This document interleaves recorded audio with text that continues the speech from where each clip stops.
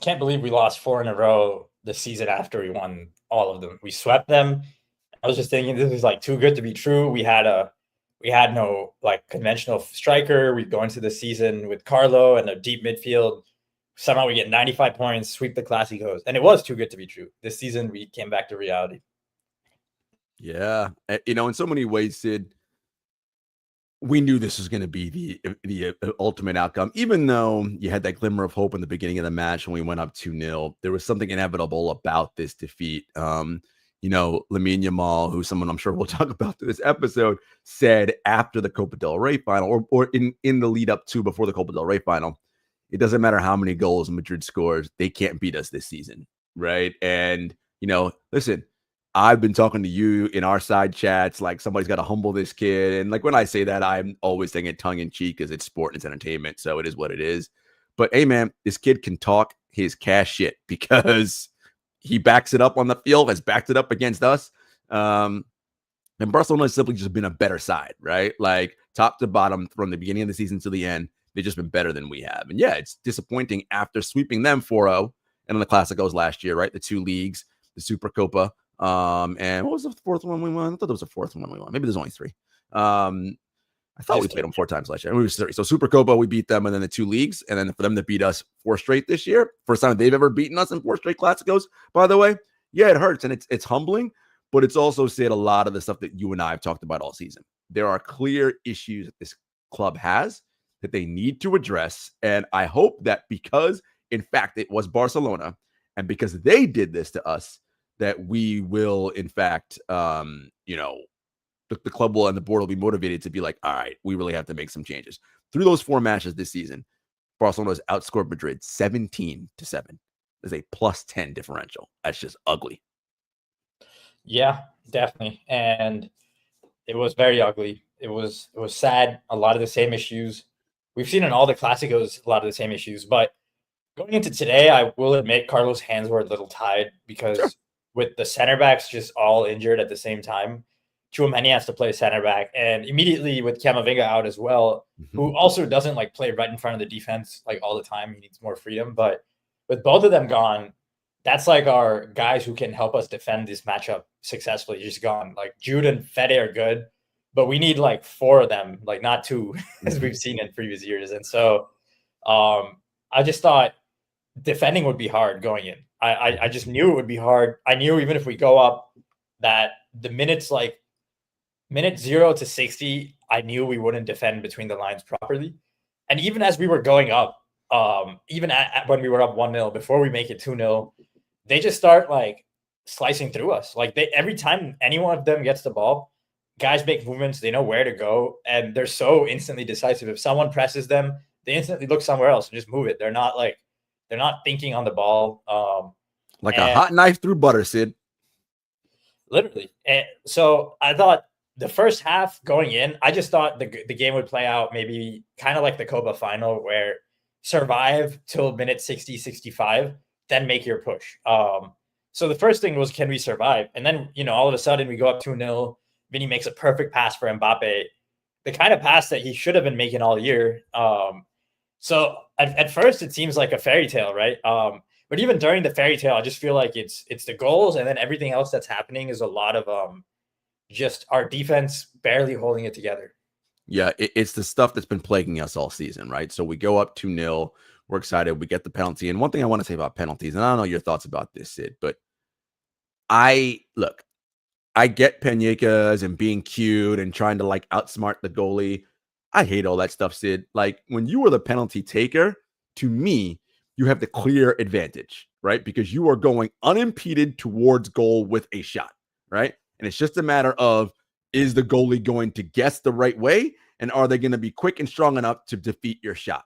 To me, I think, and it's just an aside, having your mind where you want to go prior, right? When you know you're going to take one, be confident, convicted, and blast that MFer into the spot you want to blast it into, right? That's it. Like all this like Nancying around and stutter stepping up, that drives me bananas. Like, so anyway, that aside, but you're right. Like we go up, we got the penalty from Mbappe. We go up 1-0. Beautiful pass from Vinny for the second goal. And we're up 2-0, and we're like, all right, we're cooking now. But there was something about Barca that you and I know that's just inevitable, right? Because as you mentioned, there's a way in which whether you press them or not, or whatever you do, they have a clear idea about how they want to attack and what they want to do. There's clear movements going into the right spaces, and especially against us and this team where we have spaces literally. So Swiss cheese has lots of holes. We got more holes than Swiss cheese. Like, it's just everywhere. They just sit in pockets where they know no one's going to be. They pass out, they move on, and then they fly up the field and they put relentless pressure on us. And it's one of those things where you keep putting pressure. Eventually the dam's going to break. And they're right. And that's what happens, right? They score 3 goals in what seemed like 3.5 minutes. And I was like, oh, we're down a goal, right? And it's tough to watch because, one, the team would be better with tactical and structural discipline, as we've talked about, and 2, there's a way in which when that happens, Sid, the team, Real Madrid, they get defeatist, right? And they're already bad at defending. They get even worse. And instead of giving more effort, they then give less effort. And it's like, what is happening right now? Right. And that is something that this side has to fix and has to change. Yeah. And I'm just going to pull up a clip I have on Twitter right now. But even at 1-0, like, we're just not looking good. Like, there was a play where they just flashed right across the goal. We're wide open. And I'm going to pull it up in just a moment. But they're just creating at will. And I think the main thing is we want to defend in a deep 4-4-2, kind of like, 4-4-2s, there's a classic way to defend. You're kind of in a zonal block where you want your strikers to kind of take away their deep line playmaker a little bit. And they don't do that. Right. And they don't do that. And that was the problem. We're not taking anything away. And let me get this clip here right now. But that first and second pass that Barca makes to sort of get into our half of the field, Sid, it's the easiest 2 passes to make in all of football. I kid you not. 12 and unders or 10 and unders could make those passes against Real Madrid and get through because it's just too easy. And I know it's been like sort of the thing where everybody piles on Mbappe and Vinny, but yeah, deservedly so. Sid, they are atrocious up front in providing any kind of resistance.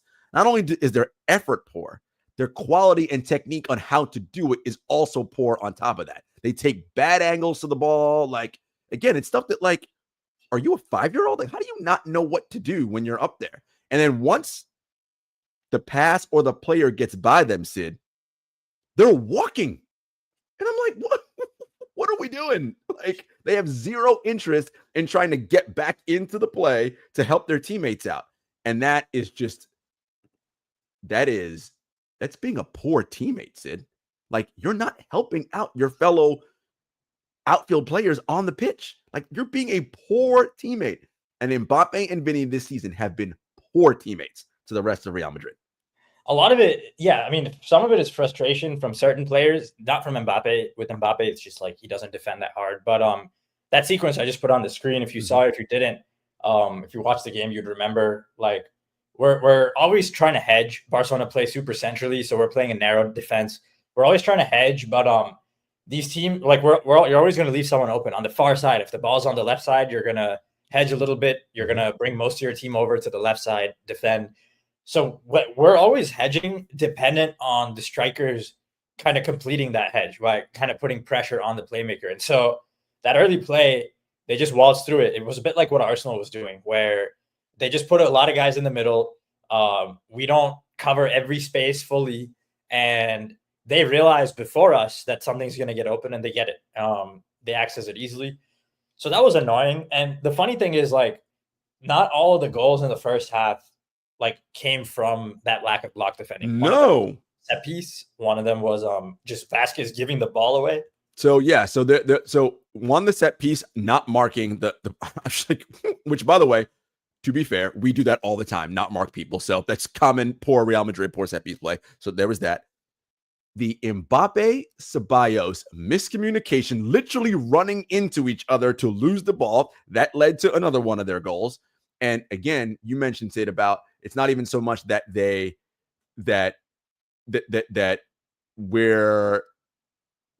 carving us up in that we're giving them every space. It's that we're just so undisciplined. There's just spaces to occupy because 3 guys are in one area And that means 2 other areas are wide the fuck open because nobody else is there. Like that. This is where the tactical discipline comes from, right? Where it's like you cannot leave whole swaths of the pitch unmanned and wide open. But we do that all the time. And to me, that Mbappe and Ceballos running into each other, that's part of that, right? Again, it's both sides. It's on offense, in possession, and out of possession. People just occupying the same area. This causes issues. And so naturally, Barcelona pounce on that. And then they have free run in front of us because, again, we already mentioned how Mbappe does not run back. So you're already, one guy's not running back because he's too busy to get his hands up whining. I'm like, bro, it already happened. You lost the ball. Don't stand there and whine. Run to get back into play. So Bios doesn't get back into the play. We're down there. And then there's the one where Vasquez literally just gave the ball away. Again, that accounted for 3 goals. Those were 3 goals right there from just being clueless and mindless. The score of this game was 4-3. So, I mean, right? Like, if we're just average at defending, this is probably a different outcome. But we're not even that. We are well below average. Yeah, and I mean, the way we kind of just let the game slow down. I remember at 2-0, I think they make it 2-1 quickly. And there's a few minutes there before it's 2-2 where I think we're just kind of scared. Like, okay, we don't want to blow the lead. Let's sit off them. And after they kind of, maybe they access the space a little faster because we were trying to press their pivot. So we kind of just sit off them fully for 10 minutes or maybe 5 minutes. And then Yamal scores. And even during those 5 minutes I'm watching, I'm like, this is a cooked team that really shouldn't be running too much. And we're letting them kind of slow it down in the first half. They're going to get whatever they want. Most likely they're just going to get what they want. And we're going to leave with nothing. And that's what happened. We sit off them. They get everything they want. When we try to hit them in transitions, they're going to end up getting what they want eventually when we sit off them after we get what we want. The only way to beat them is like to score a late winner. And even then, like if there's even a minute, they're getting something. But like on our end, I mean, we just, if we're up or if we feel like we can defend them and we're sitting off them and we're not chasing the game, we pretty much just get walked over by them. And when we're chasing the games, we only have a shot because it's just human psychology, I feel like, more than anything. It doesn't feel like we're playing on the same field. It's just shocking to me that some people watching, for me, like that's where it's much more coaching than personnel. I sympathize about, like, yes, if we're fully healthy and Tchouaméni's playing the 6, Camavinga's playing with them, do we have a decent block? Yes. Have we seen all those guys healthy and the block still suck? Also, yes. So like, I'm done with that. No, you're right, Sid. And that's the thing. And when you watch this match and you watch these teams play, it's almost like they play 2 different sports, right? It's just like, I'm like, Madrid, I don't know what you're doing, but I know clearly what Barcelona is doing, right? And it's very obvious. And I actually have a question for you. You mentioned that you still think that like it isn't like their players are so much better than ours. I do have this question for you though. Do you think Barcelona's players are technically, in terms of technical soccer skill, football skill, more gifted than our players?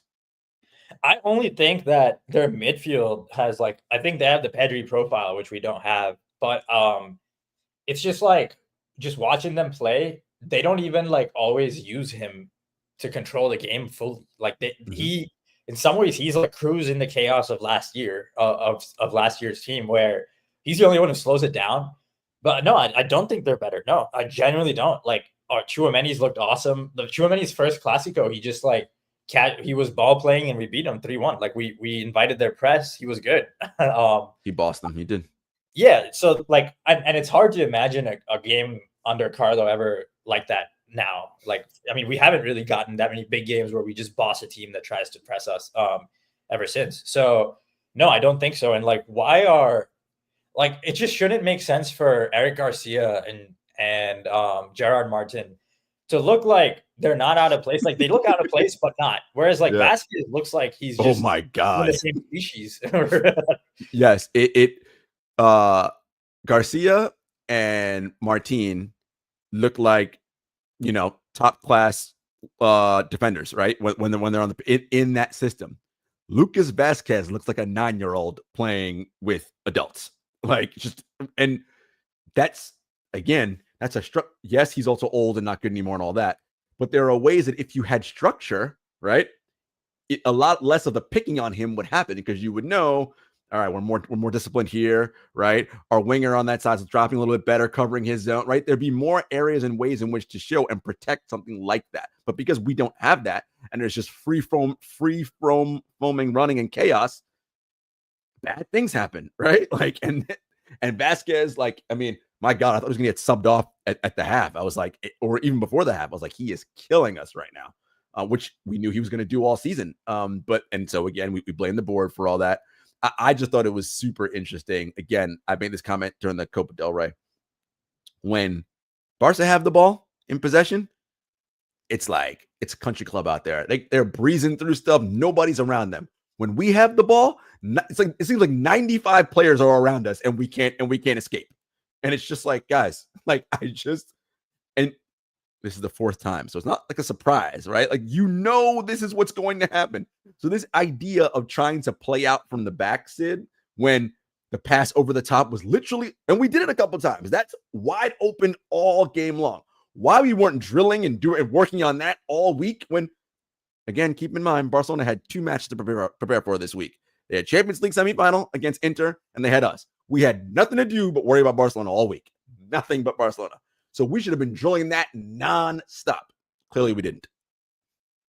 Yeah, and there's just a lack of awareness of what needs to be done, and the willingness. It's not a willingness, I don't think. It's just a lack of awareness is what it feels like. It's like you have the rest advantage. You go in with a decent game plan, and even then, like you're up 1-0, and like Eric Garcia or whoever is like flashing it, or Danny Olmo is flashing across your box. You have no shot.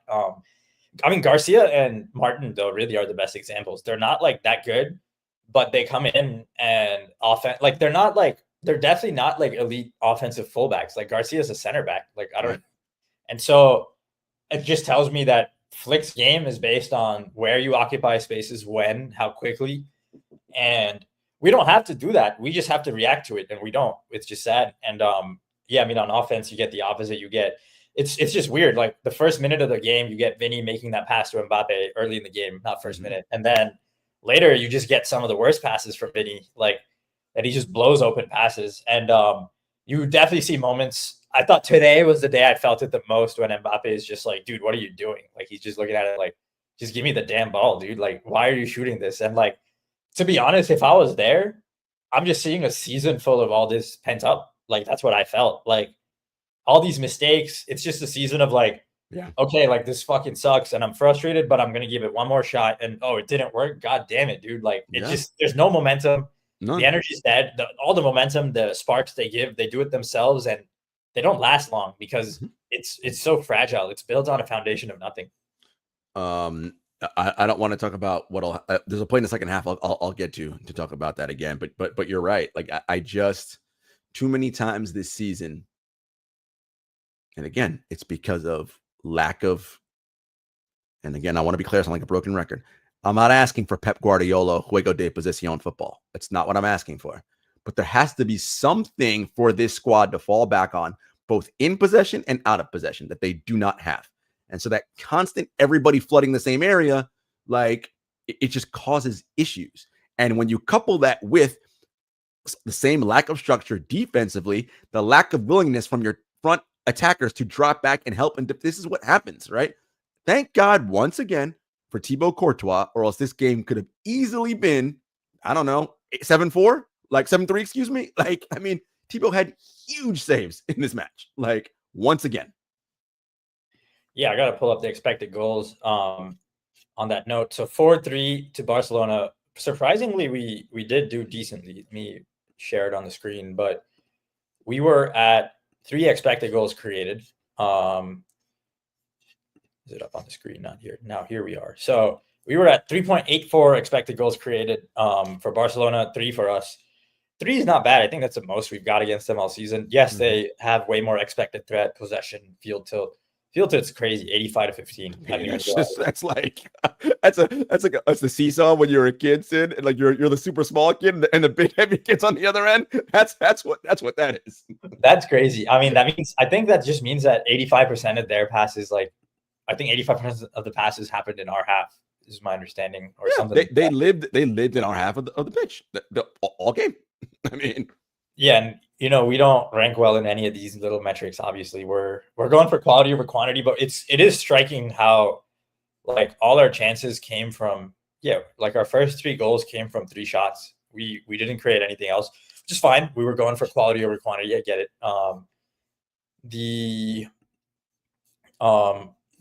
They generate 9 high turnovers, 4 leading to a shot. That was a lot of the problem. 3 high turnovers leading to 0 shots on our end. Yeah, we don't generate high turnovers. That you don't even have to look on that our side of things. We don't do that. Well, we did again, like we did for a few minutes when we were chasing PSG at home in 2022. We started pressing them, and Benzema scored 3 goals. But it's all emotional pressing. I call all that emotional pressing. Mm-hmm. I would call it emotional, and even like one of the few games where Carlo is also prepared a little harder than the entirety of his 4 years here. Like the Champions League knockouts where that matter, and some certain Clasicos, like these 5% of games, he tries way harder. Maybe they're slightly more prepared. They've been resting and Pintes methoding for that game all year. And then for 15 minutes, they go all out, man pressing. And yes, at that point, when you have the best players in the world, they will spook you if they're really cohesive. But yeah, we never get that consistently. And this was the same problem Carlo's first spell. I know the football is better, but people miss Benitez screwed up a lot, but the defensive fundamentals the first few months were already way better. Like we could go and play a 0-0 instead of a 3-3, and we just had that in us, which we didn't before under Carlo. But yeah, and lastly, I mean, I guess Cruz was praising him, so we'll just throw it here. But Pedri, Pedri bossed us this game, as he always does. As he always does. There was a moment when Pedri was in the left half space, like we're kind of in the Cruz zone.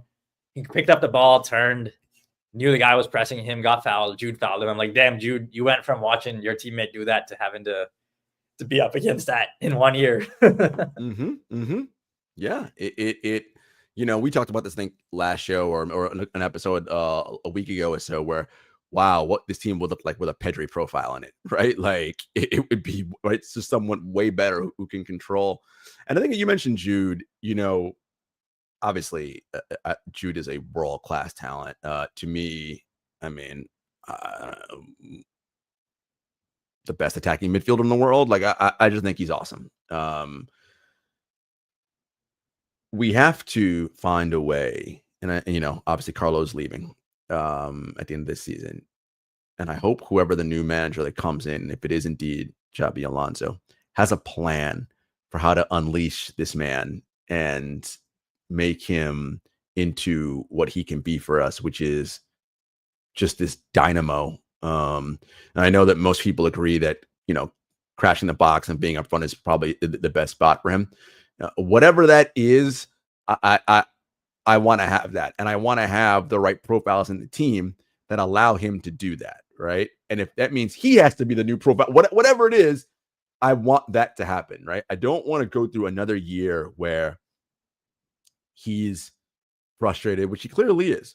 And not only is he frustrated from running up and down and he's gassed and all that, as you know, Sid, it's been 2 years now. He needs shoulder surgery. And I just I don't know when he's going to do it. The club is now saying it's going to happen. They just don't know what date. I'm like, guys, forget the Club World Cup. Like, actually, we'll get to the second half. Season's over. I'd be like, Jude, surgery now. Like, the season's done. We're not winning the league. So go get it now. Like, Well, they're probably like, dude, we'll get you a nicer surgery if you get us that 150 million. We'll get you the nicer one. We'll get you the $2 million surgery instead of the $1.5 million. It's in the incentives in his contract that he signed 2 years ago. Oh man, we'll get to what the club should do the rest of this. Well, I mean, what is there to talk about in the second half, Jarod? Like, to be honest, I feel like once we went down, big hope is like what has been happening to Barcelona. They get fatigued. We come back into the game, and I feel like we brought Modric on because fine, Arda was like, he wasn't doing enough on either end. I mean, we're not going to keep the ball just with an in possession plan. Right. But even with it, this season, fine. It's not going to happen. I mean, the funny thing is, like, even someone like Cruz would look pretty bad in games like this without a plan in previous years. So it's not just isolated to him. But yeah, Modric comes on. We concede a fourth. And did we, at this point, between the disallowed goals, did we concede that fourth? When did we concede that fourth? Let's pull it up. We had early in the second half. That's what I remember. We sprung past their suicidal high line, and I want to say it was Fran. Was it Fran? No, it was Vasquez. Sprung that past, and Vinny and Mbappe were literally in the same zone where the pass was. If it was just one of them there, it was a 1-on-0 with the goalkeeper, and that would have been a score. But they were both in the same spot, and it resulted in nothing. And it made me think of something, Sid, as we said on our last post-game show. How many times this season, and then later in the game it happened again, had there been an Mbappe and Vinny 2-on-1 or 2-on-0 or 2 on the goalkeeper, where forget about the save, we don't even get a shot, Sid. Not even a shot. And it happened again. And I'm just like, this, for 2 world-class offensive threats like them, we cannot have that stuff happen, which is also why, and it's not something you bring up all the time, we got to stop comparing the greats of the game, your Cristianos and your Messis, and even your Benzemas, to these players. Because in no world does a Messi not get not only does he get a shot off, he's going to score most likely. Same with Cristiano. Like, that never happens with these caliber of players. They will, at a minimum, get the shot off on goal, and more often than not, probably score. For the amount of money those two make, we cannot have that kind of thing. We just can't. We can't. Yeah, and I think the club is just going to let Alonso go with that. But yeah, though, the second half really proved to me that the coach will help and that we need a change because, firstly, yeah, whatever happened, like, you keep Carlo for offense. Like, that's why you have him. The whole thinking was like, we renewed Carlo because we want him to make it easy for Mbappe to come in and join this environment, was like the word around the club. Yeah, he didn't do any of that, not even close. In fact, to be honest, like, considering how much he experimented and how much things went wrong, this is like the worst type of season you could have a 35-goal season in. Yeah, it's just the regression, like in the same game where Vinny makes the right pass, then later in the same game, he doesn't make the same pass. That touch was so bad. Like, I remember just looking at Mbappe's face. I'm like, dude, if I were you, I'd be so pissed. And like, it doesn't matter what Vinny's done before this. Like, that's just childish sometimes. Like, it feels childish sometimes, the things he does, for sure. And, there's no heading the ball with Bale and Ronaldo. It's like, guys, just run to the box. Whichever one of you gets to it, it's yours. But it's not like that right now. It's like, hey, you're in my way because we're just ground crossing it because we can't head the ball. Like, it's like Bale could jump and bicycle kick it over before Ronaldo. Now it's none of that. You mentioned Vinny's poor touch, and he's had a swath of poor touches all season. And I think that's what made me think about when I asked you the question about, are Barcelona's players technically more gifted than ours? It seems to me, Sid, that their first touch is always on point, and ours so many times is never. Like, especially this season. I think that just Barcelona's players just look like they know what to do, because Rafinha's first touch was pathetic under Xavi. That's true. It was. And that's where I just see the same things that happened to Barcelona the last 2 years. I see that now affecting us. Like, Barcelona last season is us this season. Coach doing 0 negative for the team. The team playing well in moments because of individual quality that makes it feel like the foundation is greater than it really is. Mm-hmm. And so you run with that foundation. And then when the results get bad, because you never went back and realized, hey, we don't have a foundation, you're just banging your head against the wall. You're wondering what's going wrong. Inter's staring you in the face. Your coach is messing around and bullshitting you in the media, lying. And it's the same thing we saw with Barcelona last year. I thought, look at how decisive their players look this year. Look at how much better they look. And I mean, I just watch them and marvel at what coaching can do. And I know they're tired. I know they're burned out, but it's just proof to me. Like they don't even have Lewandowski right now. They don't have a tall guy. They didn't even bring him in the game. They didn't even put him in the game. I'm sure, yes, they're crossing set pieces. Well, but like in open play, they're still creating danger and feeling like there's variety to their attack, even though like I'm not that scared of their guys in the air. I'm scared of their guys arriving, kind of like Jude, but I'm not scared of like anyone back to goal. Tall, just going to blindside the defender where the center backs can't handle him. So they don't have that. They're doing well. Again, they don't have fullbacks who can do anything. They're playing these like Kunde's out, and they still had no problem down that flank. Yep. And I mean, even against Inter, like they go down 2-0 in Italy. Yes, you can criticize them, but the way they just go and score and come back against Inter with those same fullbacks, like these are not good fullbacks. I know Inter were missing players, but everyone's missing players. And last year we were missing players. It wasn't talked about as much. I know we're missing more now, but I just think the coaching has fallen apart. I really think even the same group could have played way better with a better coach. That's what I felt leaving today. And I think what you're tapping into, Sid, is the mentality, right? And that's the thing that Barcelona have this year that we don't have. Barcelona go down 2-0. They're not panicked because they know they're going to score. Like they know it. They're like, we're going to score. Like somewhere of the past where, and this is kind of can be your gift and your curse. Barcelona knows they're going to score because they have faith and believe in their system that it will eventually create enough chances for us that we will score. Whereas for Madrid last year, it was, well, we're just so individually brilliant with Jude and Vinny, they'll find a way and we'll score. And that type of reliance on just individual brilliance has its limitations, right? Whereas Barcelona know as a collective, we can make this happen.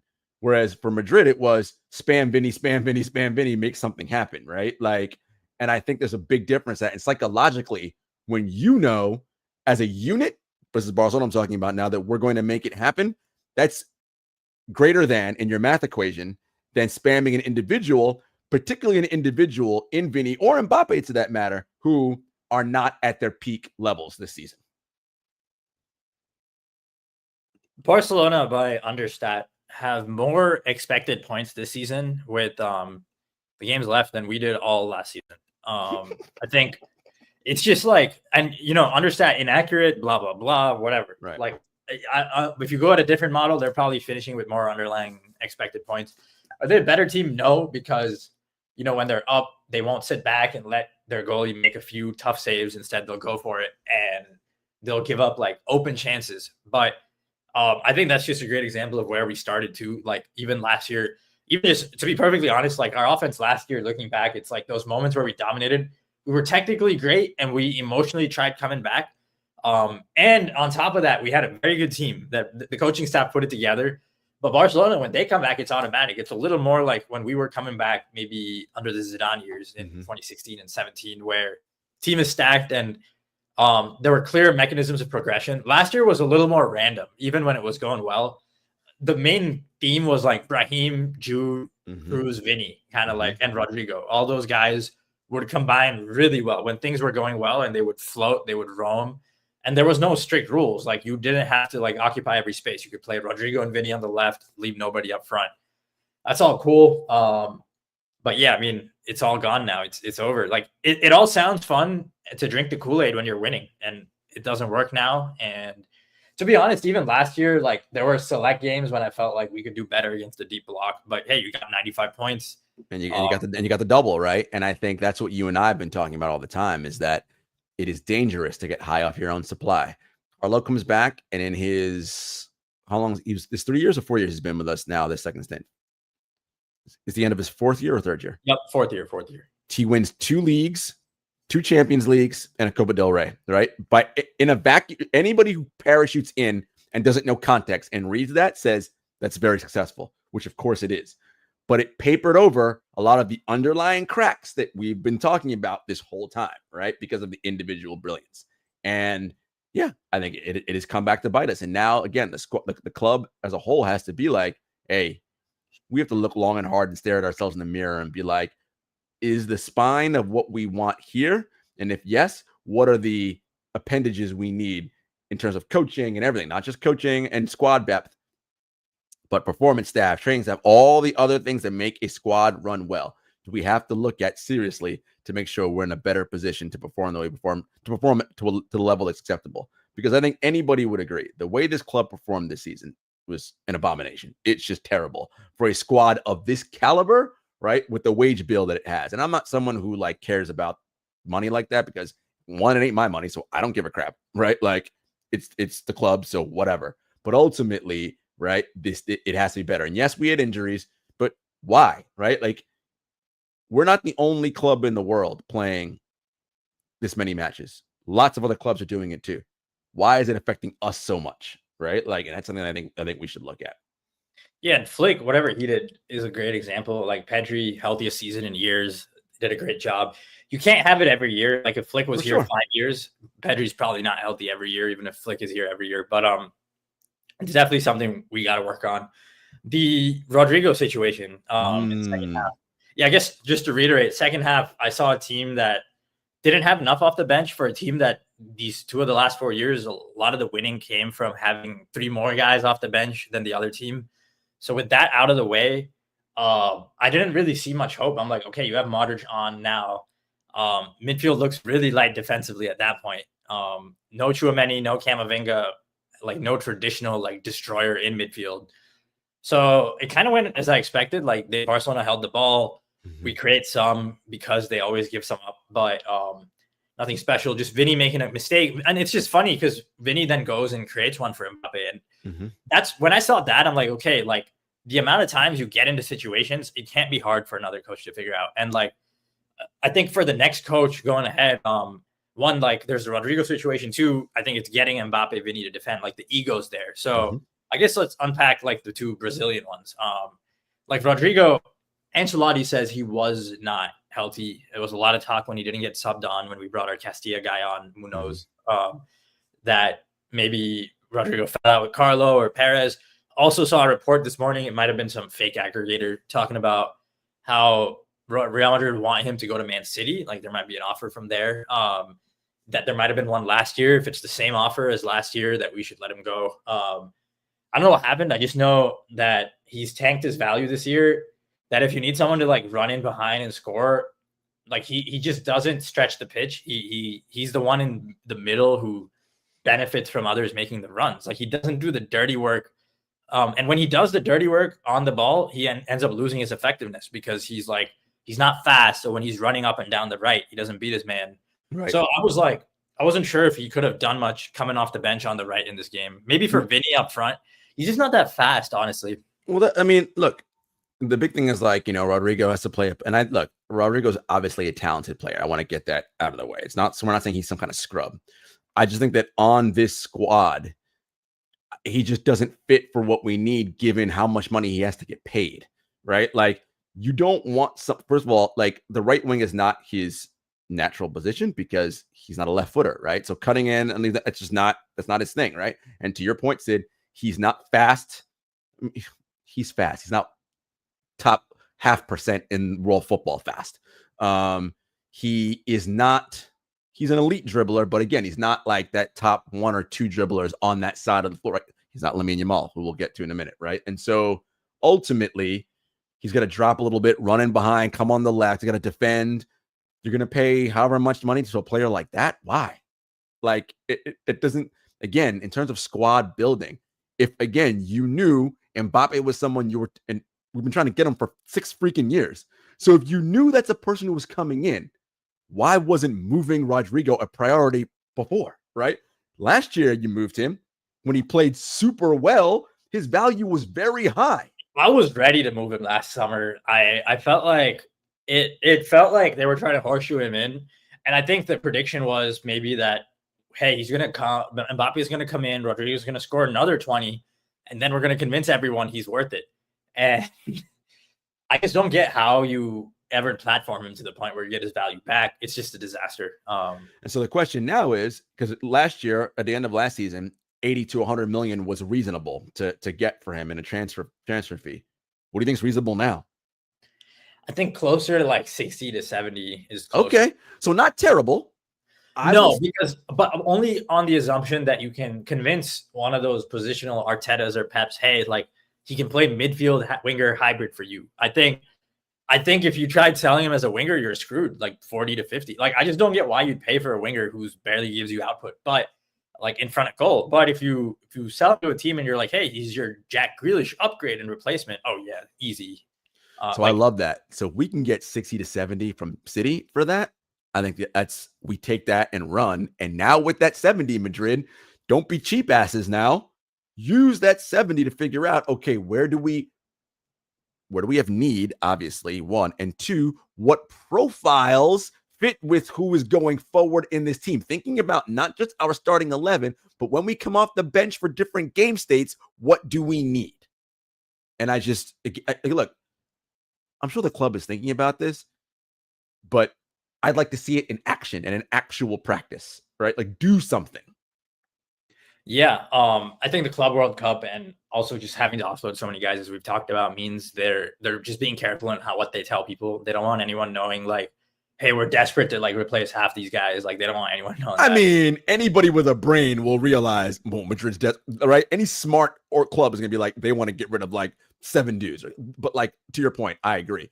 And we'll get to the Club World Cup in the rest of the season in a second. I want to talk about Lamine Yamal for a second since I brought him up with the Rodrigo thing. I mean, what can I say? He's freaking incredible. I think you had a Neymar comp for him right now is where you see him going. He's just so electric. I was thinking about something in terms of defending him, and obviously you see teams now it's 2 dudes on him because you can't put one because he's going to cook them. During the broadcast,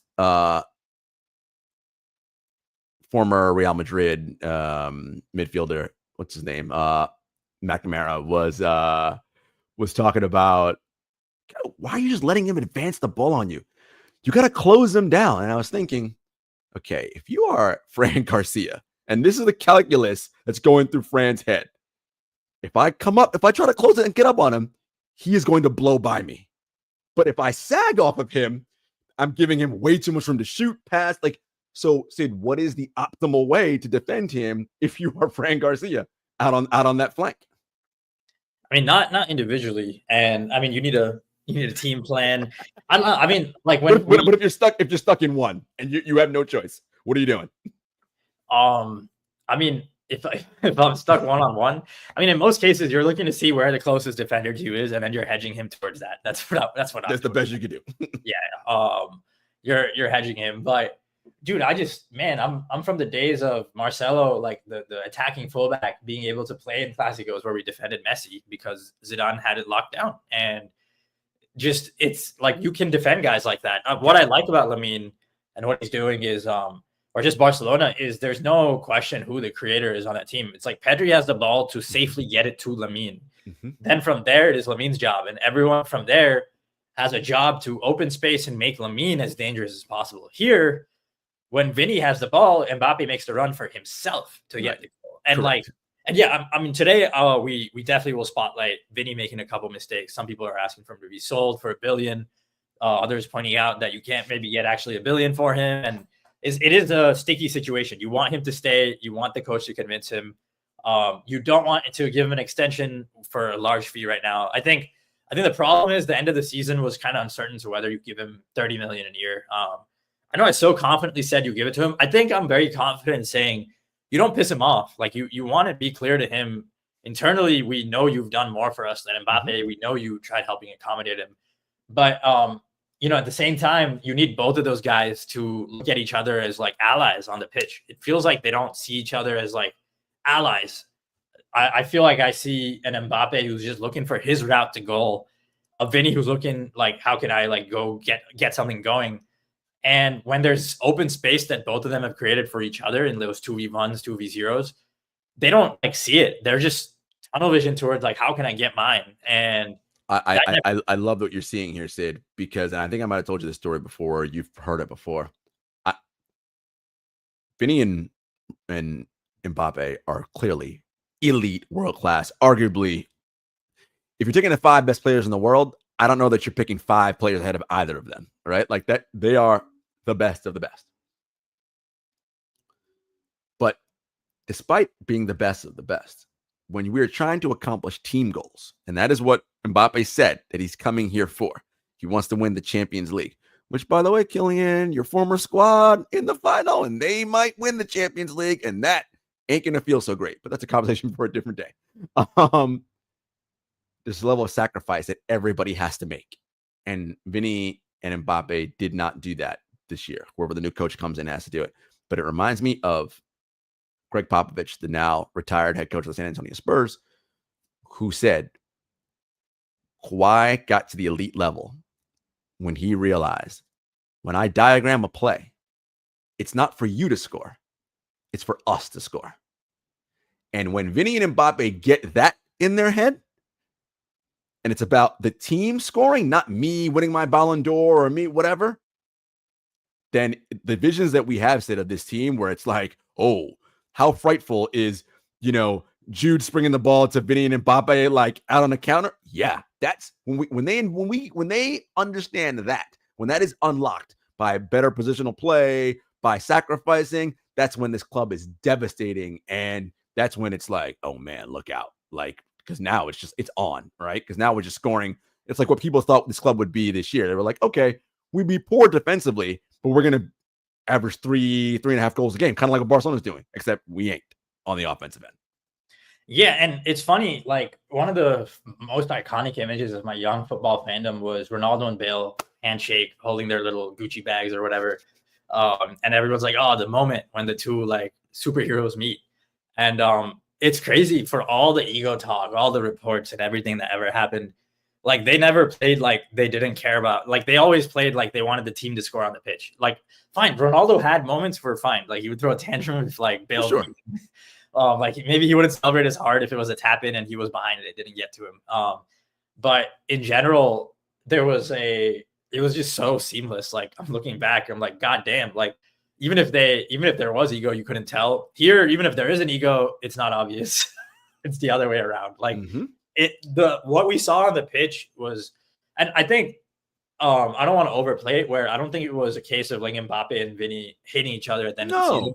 But I think there's a lot that's been built up. You need to process it. I think the next coach needs to sit down, play the film, and talk to them. Because if you don't have that convo this summer, we're screwed, dude. Like if they don't sit down and be like, all right, we fucked up. Like they need to look and be like, we fucked up. We were stupid all year. What are you doing? What am I doing? I'm sorry. What I saw now was like a case of maybe they talked about it on the training ground, and Mbappe is like, dude, we just talked about this. Like, is the vibe I got from, like, we just talked about this. What are you doing? And he's not even like showing it so much, I feel like, because he's like, the new guy here, I can't get that pissed at Vinny, honestly. Team dynamics is, again, fans often bypass this stuff. And it's not about everyone has to be best friends off the pitch and hang out all the time. It's not about that. But it's about when the 11 are on the pitch together, there is a symbiotic nature where everybody is willing to pull for everybody else because everybody trusts that whoever's going to be where they're going to be, and they're going to back each other up. And again, what Barcelona have seemingly, right, as a squad that this club does not, right? There's too many individual disparate parts trying to do their own thing versus 11 as one, right? That 11 much stronger than one, right? That's how math works. So can a new coach get that in? Can it get and not just the starting 11, get the entire squad to buy into this is how we play? It's about us and we on the pitch every time. Yeah, and with Mbappe, I think what's paradoxical for me that kind of breaks my brain, I'm realizing, and I've been watching it all year, and I've never had to like create vocabulary for what I'm seeing, but generally an off-ball player in sports, as you know, like off-ball stars are the most valuable because like you can then put them next to an on-ball star and get like 2.5 times the output you would, not just double. And so it's about their gravity, right? It's about their gravity, what they pull away because the defense is so afraid of them.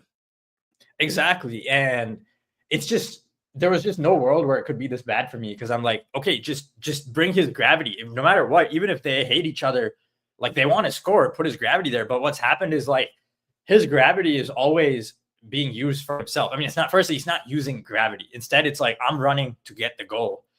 If he could make vertical runs, like just holding it a little wide right, a little wide left. No, it's always curved. Like me. I'm open. I'm in the middle. It's not like, hey, there's another guy on the right half space. Let me keep making my run straight so he's wide open. No, like they keep curving into each other because they don't care. It's infuriating because like I used to watch the old Real Madrid teams and wonder like, did they work on this? How are they so perfect? And now I'm like, okay, like they did work on it or they talked about it somewhere. Like they did because these guys, this is what happens when you don't work on it. Yeah, it's also, but again, Sid, I also think it's football IQ and it's buying into the team concept and knowing that I succeed when we succeed. What good is it that Mbappe might win the Pichichi, he might have a 40-goal season, all competitions, but we didn't win any major trophies, so who gives a shit? Great. You win a 40-goal season, we won 0 major trophies. Congratulations. And your former side is probably going to win the Champions League. Great. Like, right? Like, what a shock. They defend better without you, right? Like, it's about us, man. Like, and to your point, it goes back into what I said. Like, they run into it. It's like, guys, Vinny, the pass is coming right up that flank to break one of you. Both of you don't need to run into that spot. Like, also dragging your defender with you. Just stay out. Like, why are we doing this? Right? It doesn't matter who scores the goal. Like, and by the way, about Vinny, I think I saw reports. It looks like his contract's going to get renewed like any day now. I think ESPN put it out. So Vinny, you're going to get paid. Don't worry. Like, it's fine. But guys, these are things that matter, right? Vinny has to get his ego soothed now, right? And feel like, no, I'm the most important player because I'm getting paid the most. Then it's going to be Jude's turn, right? And so again, I just really would like, and this is where I preach about this in sports, club management, head coach and staff, and players have to be in lockstep. When there's not trust and lack of communication and people feeling like, well, oh, this one's favored more than this one, like it spills over onto the pitch and creates problems, right?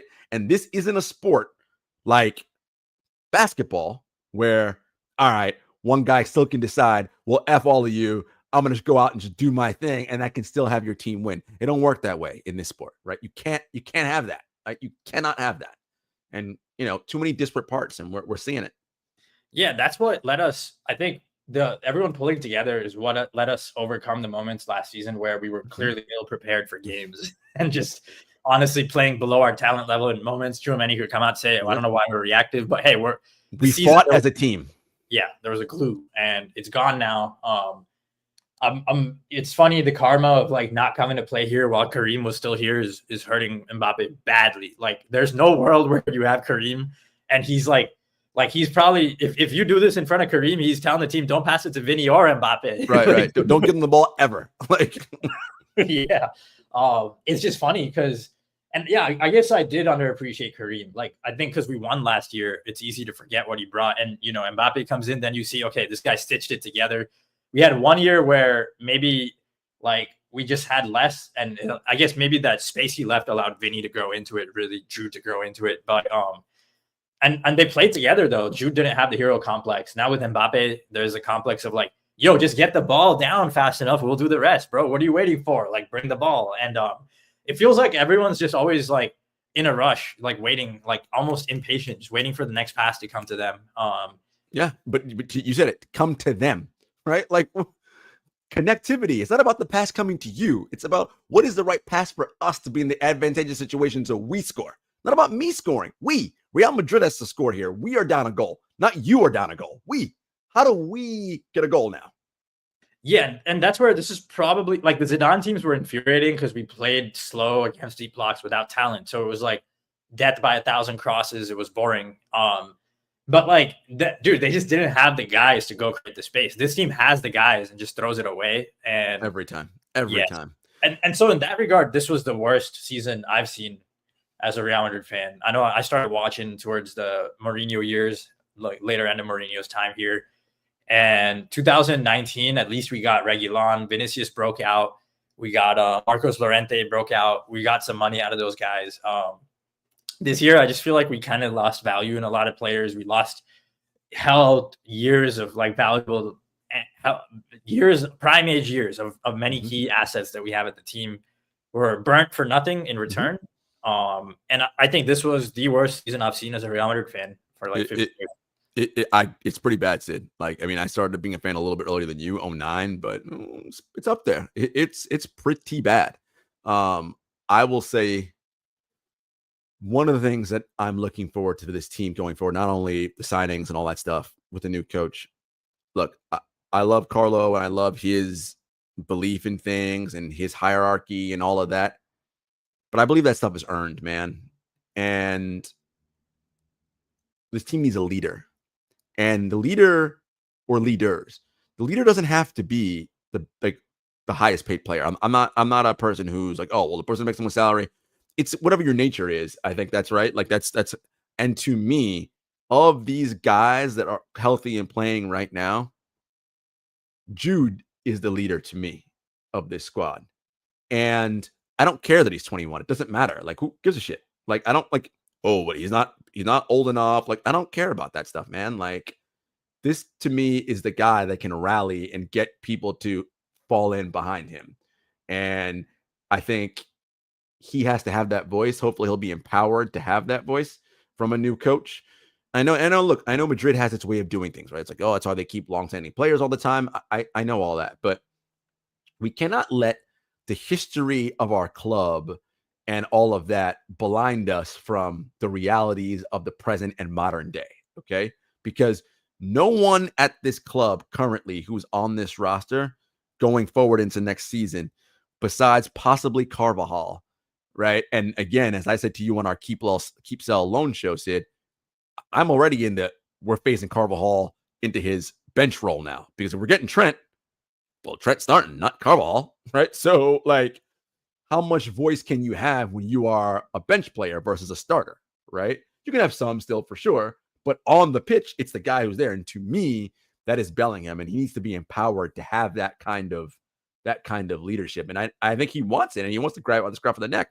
I go back to again the Super Cup, the UEFA Super Cup, first match of the season, when he's running his heart out and he's like, "Yo, Vinny, Mbappe, finish the freaking plays when I get you the ball up there because I can't keep running up and down this pitch. It's killing me." He's the guy to me. Yeah, I think the accountability will come from the coach. No question. I think the next coach should do a good job with guys like Tchouaméni, Camavinga, Bellingham. I think the club is in a moment where they kind of have to trust the coach a little. And if things go wrong, like I think like there are moments where you can lean on a coach, and then when they've won a couple of years, the squad's good. Okay, like stop complaining. We have evidence. I think now it's the flip where okay, what went wrong this year? Maybe listen to the coach. And I hope Alonso is kind of trusted the way Zidane was when he came, and Zidane even had to claw and earn it. But once you win that first Champions League, it's like okay, we have to listen to you.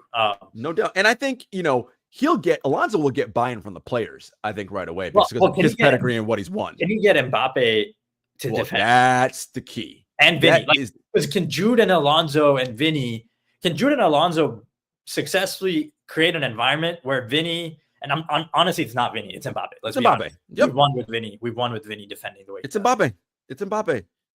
And there has to be a way, Sid, in which Alonso comes and his staff create an environment, to your point, with Bellingham, with Valverde. I know Frede's quiet, I know, but with Valverde, with Tchouaméni, with Camavinga, which are the French guys as part of that, where it's almost pure pressure, right? Where it's like, bro, everyone else, all other 9 outfield players have bought in, except you, right? Where you can, during film session, right, after you have a match where he shows, hey, these are our stats. Look at all the run stats. Everybody in the whatever percentile.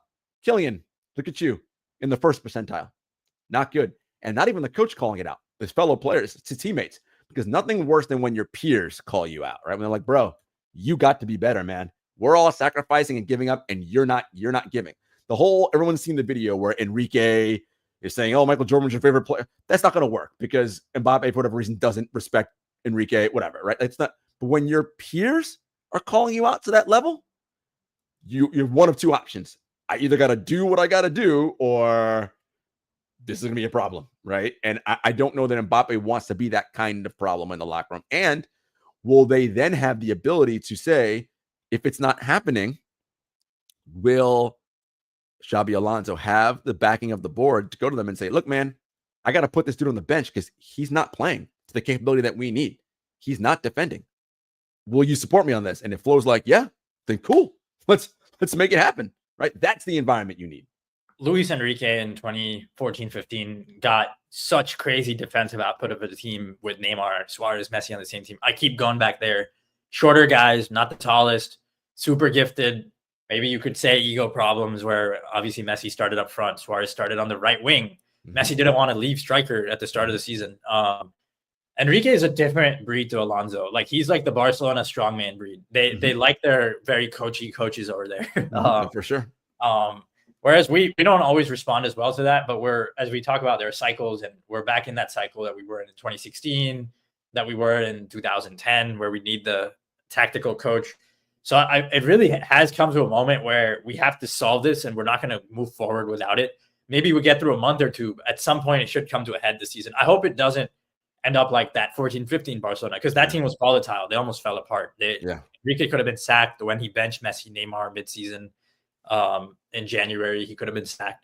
I hope it doesn't get that tenuous. That's my hope. My hope is that it's a very smooth transition into Mbappe playoff ball, make decoy runs, and you plunder goals. I hope it's there and it's not like a month of them figuring it out. Like we already went through all that this year. I hope they use the data. Look at what we use, the film we saw. Like there's so much we learn in a season. That's the beauty of, people will always ask like, oh, God, that's been so bad this year. Like, what do you even take away from that? I'm like, plenty.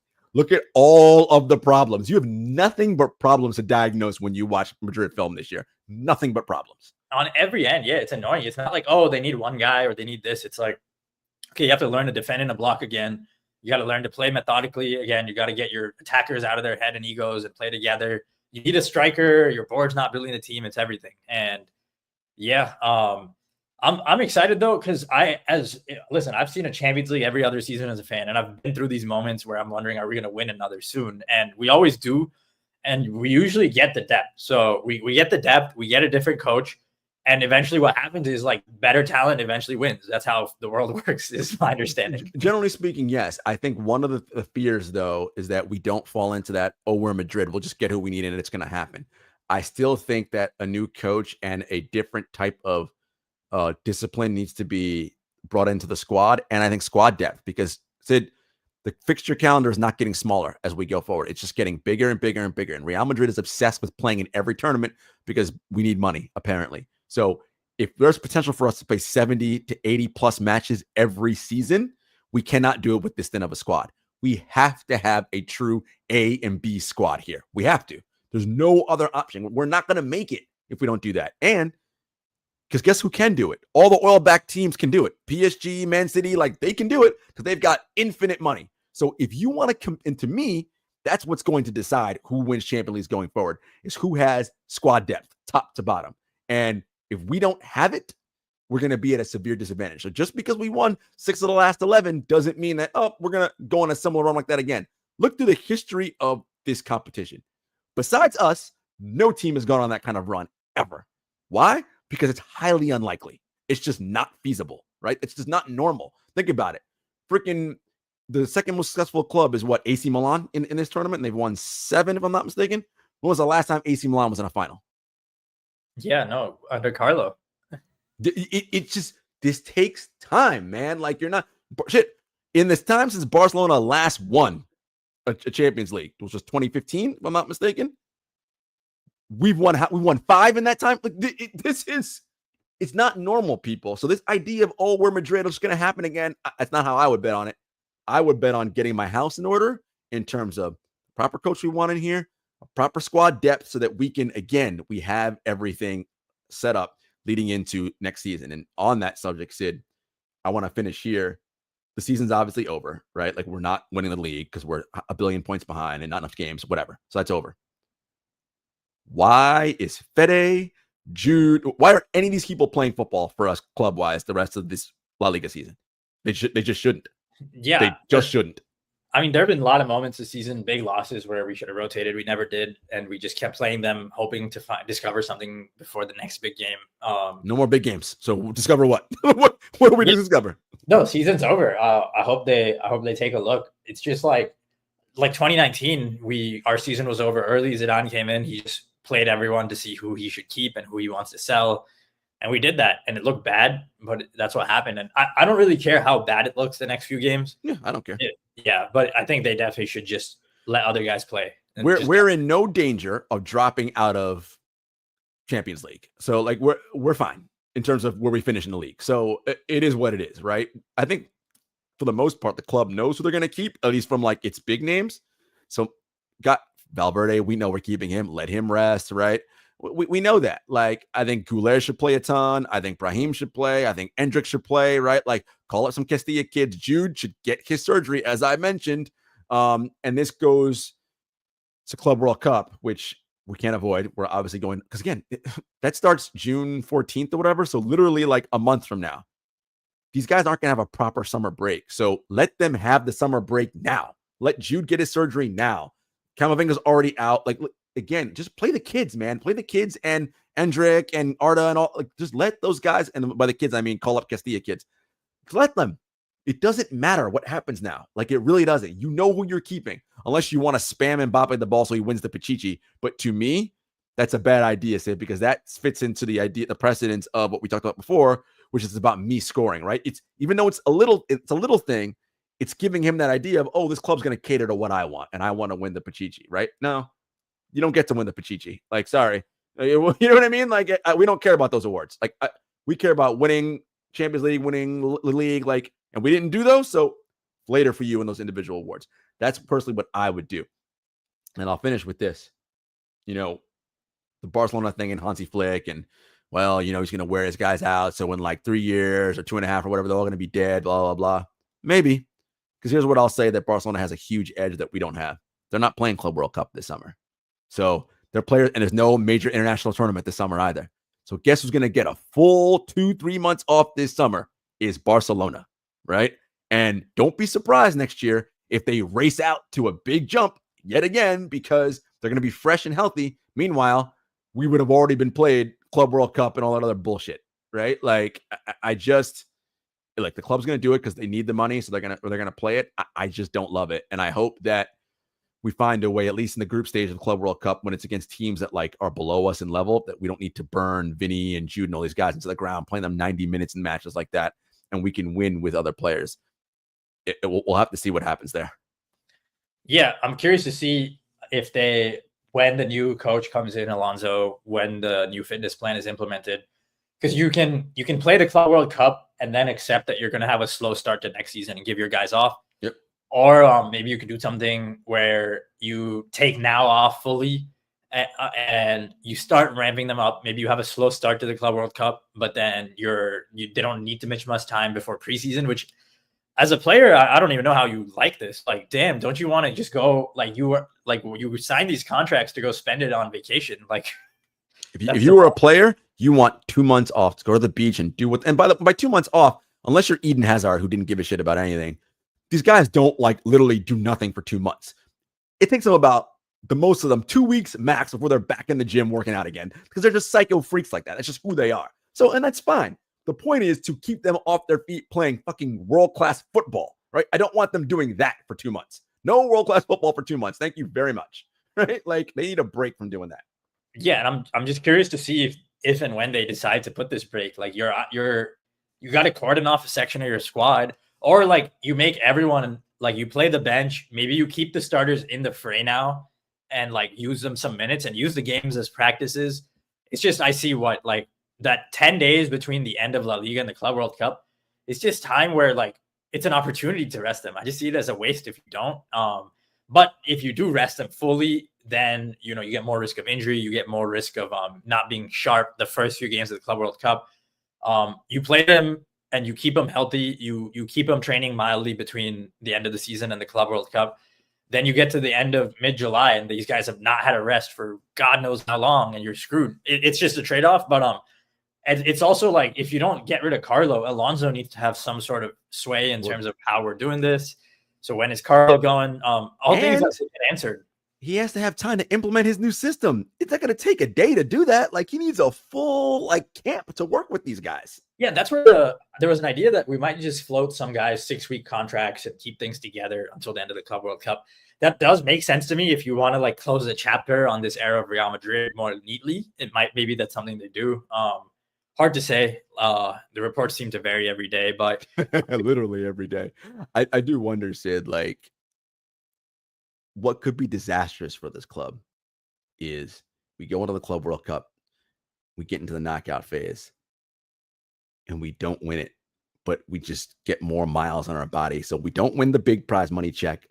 Guys have more miles, and we don't have the proper, like, this is why I hate this competition with the fiber of every fiber of my being. Hate it so much. And I hate that we agreed to participate in it.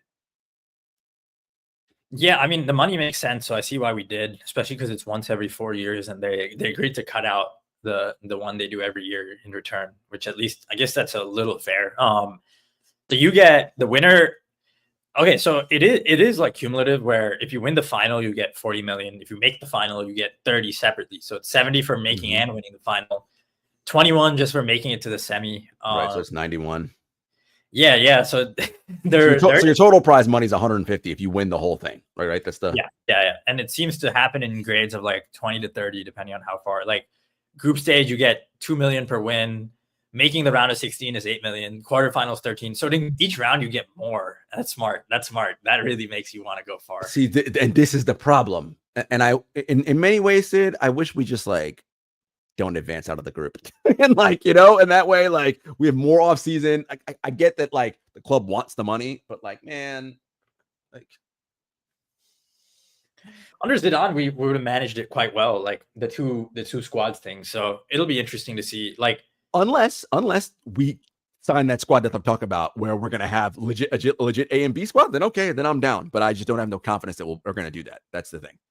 I think what happens is we get another year, like some people have alluded to, we get a post World Cup style season where nobody knows who's healthy until the very end. And you might look healthy till December this coming season and then fall apart. Which is just more unpredictability. It doesn't hurt the bottom line of the industry. I think that's where, because like a season like this, everyone, like where Man City get hurt, it changes it up. Inter and Paris in the final. We're going to get more of this where teams go into seasons prepared, and if maybe a team with a lesser squad gets a better roll of the dice and they win it all that year. I feel like that's where we're going in football. More competitions, more injuries, more like randomness with who's healthy and wins. And so the team that wins is the team that happened to put 5 guys on a minutes load and not get any of them hurt that year. And maybe it's a multi-year thing now where the team that wins is the team that over a 3-year span didn't like burn out their guys because they weren't going for it 1 year. It's just had the least injuries, all those things, which is why, again, you fit right into the point I made earlier. This is what the calendar schedule is going to look like. You have to plan accordingly and have the proper squad depth and appropriate rest minutes and all that sort of thing, so that you're doing this in like 3-year increments, right? Where you're like, okay, because this idea of, all right, just don't worry, next year we'll win it all, or what? It's like, that's not going to happen, guys. Like, this is not going to be the strategy to do it going forward. Yeah, then you like win the year, you're healthy, then you get hurt the year after, and then you happen to get healthy again. It's like you're not controlling everything in your hands for sure. And yeah, it'll be fascinating to see. So yeah, we're gonna wrap it up here. It's been a fun. I mean, honestly, it hasn't been. It's been fun talking with you. That's been fun. I'm gonna be honest. This has been the least fun I've ever had watching this team. I hated this season. You could see the writing on the wall after a point. And like, this is the same feelings you feared with Carlo when he signed. You just happened to put it off for 4 years. Very grateful for that. Thank you, Carlo, for whatever you achieved. But yeah, like not been fun. But I hope we have more fun following this team during the Club World Cup. Definitely just our next episode is gonna be like when we know it's Alonso. I don't know if we're ever gonna talk about a Carlo post game ever again on this. If he renews, we will be back in. I mean, he won't, but we would have been back in 2027. He's not renewing, but no, it's been a tough season, Madridistas. But look, all is not lost, right? I've said it before. We have a lot of talent on this team. We just need the right sort of alchemy to get it all together. We need some other pieces. Right. We need to, and again, within the team itself, we need our fitness, performance, training, health, medical staff. All that needs to be revamped and done better. And, the club has got to strengthen us at positions with true squad depth and different profiles.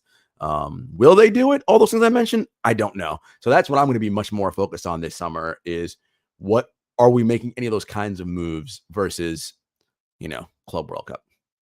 I'm excited for the post-game shows to be interesting again. Like, their tactics are a thing you might forget when you run the same tactics for 4 years and you get bored of like, damn, is it fall 21 or 23? Like, I don't know when.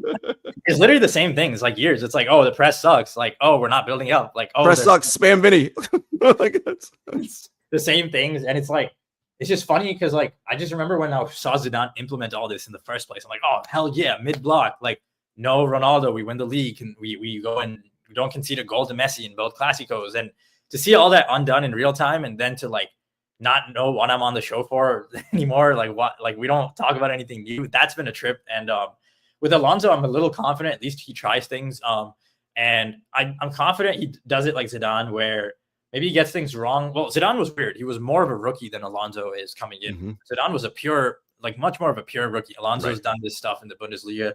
So I'm excited to just see games where we try to do things and like differently. We try things and we're actually trying something different than what we've seen all year. Like, it's not a different lineup, like with the same tactics. It's going to be different tactics in the same lineup for a change. I feel like sometimes if we try to break down this Real, like, you have to like see things where they're not there. It's just guys just trying to pull the shit off all the time. Like, it's nothing cohesive. He's not like, there is no geometry to it. There is no playbook where you can see what we're trying to do. Pragmatism will be Alonso's best friend. 100%. Well, thank you all for tuning in. Please subscribe, like, check us out. Stay locked in. We hope to have our website and a lot of more short form content and everything expanded soon. So thank you all. And, forget about Real Madrid. Just go enjoy your Sunday. Go eat out. Do something else. All right, guys. Take care.